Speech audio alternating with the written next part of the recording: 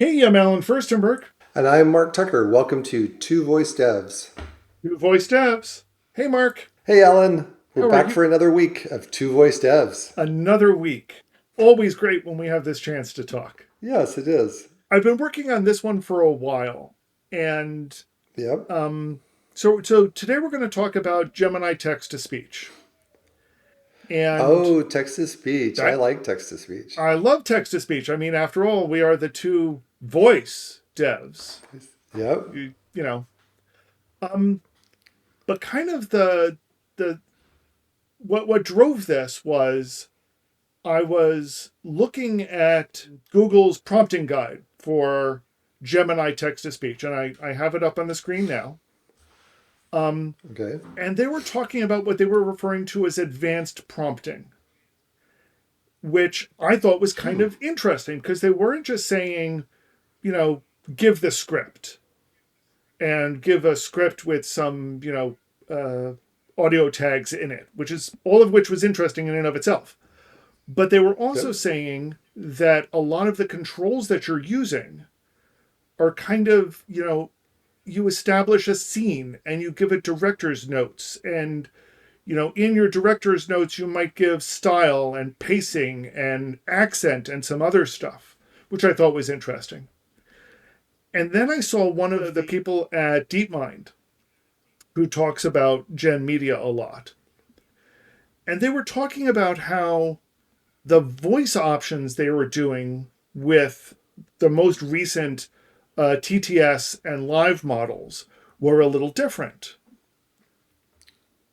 So here's the list of voice options. And if you remember back in our SSML days, in your speech markdown, we would be specifying voice names. And each one had kind of characteristics to it. So, there would be a Yes. voice that was male and British, and a voice that was Yes. female and Indian, and another voice that was male American.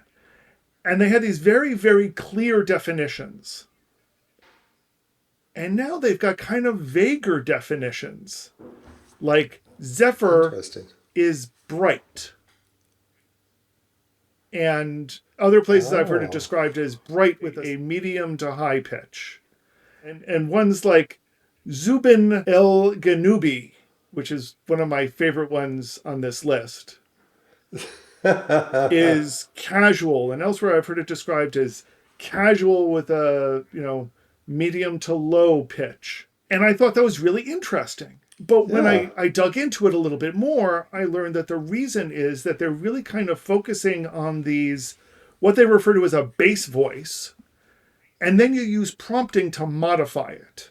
Okay. So the advanced So prompting, what I'm not seeing is gender on that. right? Is that something that's promptable, I guess? Yes, all of it is Interesting. promptable. Okay. That's promptable. The accents are promptable. The one thing that it doesn't, that the prompting doesn't change too much is the pitch. And when I heard this Googler explain some of it, they kind of said, well, let me put it this way.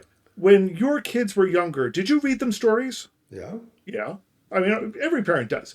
And, Yeah. as, Yeah. as most parents do, when you're reading a story and you come upon a quote by some character, you talk in that character's voice, right? Or at least your representation of it, right? Yeah. So you Yeah, might that's funny. put on an accent to say, curiouser and curiouser, said Alice, right? And then, oh, my Yeah. ears and whiskers, I'm late, I'm late. All of that is your same base voice, but you've adopted a character to it. Yeah, that makes sense. And that's kind of the motivation for what Google is having us do and what I went to test out.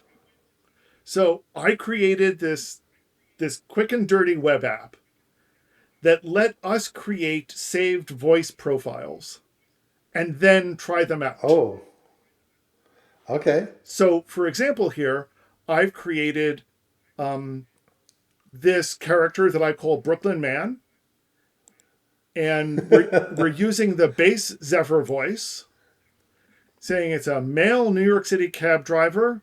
The scene is the busy streets of New York City. They are rough and businesslike. The pacing is fast. The accent is Brooklyn.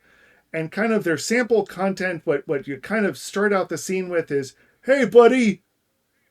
Okay. So all of that we have together, and then we can test out what this voice sounds like. This is a test of the speech generation system. How do I sound? You sound like a wise guy. I'm walking here. Walk in here. Exactly. But now let's see. What if we had the profile of a Southern woman? Again, it's the same base voice. It's still Zephyr. But we now have an audio profile of a classical Southern belle. They're happy to talk, trying to put an optimistic spin on things. It's on the streets of a small town in the South. They're energetic and happy, clear and measured, a deep American aristocratic Southern with kind of like, hello, sugar. So let's see what that sounds like. This is a test of the speech generation system. How do I sound? Now again, Oh, bless your heart. both of those are Zephyr. It's the same bass voice, Wow. Yeah. but they sound dramatically different based on the prompting that we're doing. Yeah. No, and the prompting makes sense. That would be like, okay, let's build this character. This is the scenario. This is, so Right. I So like that. so we can in this system that I've come up with, we can, build a bunch of different voices, and then we can go into a conversation and say, okay, the Brooklyn man is going to say something like, Where to, lady? and our Southern belle is going to reply, Take me to the best restaurant in the city. again, we've got one conversation where we have one Nice, voice, but with two different stage directions. And if you think Yep. about building a conversation this way, you can now have multiple voices just kind of doing this. So, again, let's listen to what those sound like one after the other. Where to, lady? Take me to the best restaurant in the city. Very good. I like it. And this is a little app that I vibe coded. There's nothing special to it. There's no servers involved. It's not saving it anywhere in particular. It's not saving it anywhere at all. There's a way that you can save the configuration and it uses it again later. Yep. It's a really, really simple app just to play with this notion. Yeah. And then no, be able it's to use it fun. elsewhere. Go ahead. Yeah. It's fun. Yeah. I can imagine like setting up a scenario. You got a number of voices and you could set it up so that you're like, carry on a conversation about this topic. This person's talking about this one. This one's talking, and here's their point of view, and have a generated conversation in the different voices, and just kind of like listen to them carry on. It's like you're eavesdropping at a party or something. Right. Now, the other thing that it also lets you do, that Google's speech system lets you do, is have what they call audio tags. So again, let's listen to our Southern belle say something like,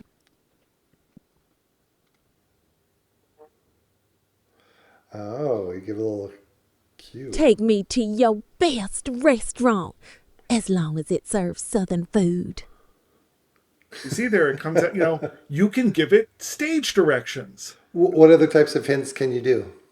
What other types of hints do you want? I mean, that's kind of it, is, Oh, they give some suggested ones.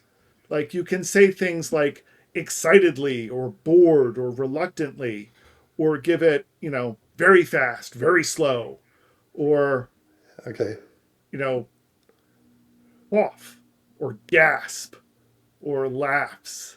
If you remember, Alexa Yeah. had introduced a couple of specialty tags in SSML to Yeah. represent some of these. This kind of takes it a step beyond that because it's Yeah, whatever you come up with. Yeah. It's natural language to describe, not only the characteristics of the language, but also the kind of like the cues or hints throughout a phrase or paragraph.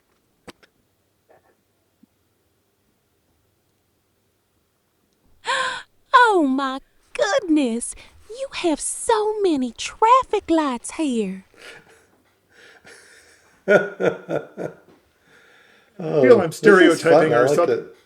I feel like I'm stereotyping our Southern Belle a little bit too much, and I apologize for that. I'm not trying to do so, but this gives you some ideas of what controls you can give, Yeah, yeah, exactly. and there, Well, you put them very in. cool. Sorry, go ahead. No, I was just gonna. That's very cool. I like it. Yeah, it's fun to play with. Again, it gives, all of this gives you the ability to do some really neat things with text to speech.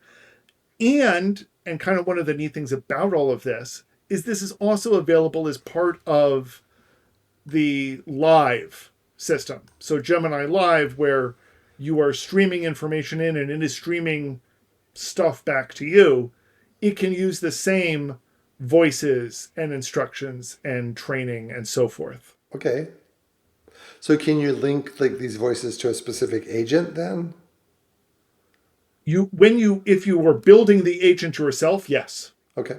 So a lot of fun things you can do with this. And I think what is most interesting to me is that it means that as part of the system instructions that you're giving it, you can dynamically change it based on the data that you want to send back as well. So if you are sending Right. back serious data, you can include as part of the instructions, this is serious. And if you're sending back something that's more lighthearted, you can say that. And you could even have, if you think about it, you can even think of having a sub prompt, that you say, here's what I need to send back. What tone of voice should I use to send it back in? And include that as part of the prompt. And then send Yeah. that back to the person you're interacting with. All right. Has this been out very long? So this was, I believe it's still in preview, technically, but I think it entered preview around the middle of April and available both in the AI Studio side of the world and the Google Cloud side of the world. And the other neat thing is that this is Gemini. So if you're already doing Gemini, if you're already programming with the Gemini API, there's no change essentially. You already know how to do this. That's cool. And the version of the model that you were using for this was, I saw you show it up on the screen really quick, but I didn't Yep. catch it. So this is the Gemini 3.1 Flash TTS preview. And I don't know if there is a later version of this coming out. They seem to be releasing new models every month or whatever.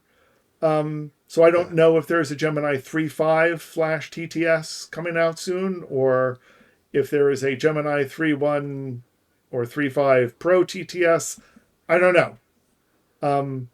Yeah. But I also imagine that they're not going to change it that much. This feels like the sort of pattern that they've been starting to establish, is using this kind of a setup. Okay. It's Cool. neat stuff going on out there. I look forward to hearing if people are playing with this TTS stuff much, or if they're using it in live, and exactly how they are, because I can think of a billion ways to use this. And I really want to know what people are doing with it. Yeah, a lot of fun ways it seems like. So yeah, I'm interested to get feedback as well to see what people are exploring. So as always, you can find us on social media. Leave a comment below. Don't forget to like, comment, and share.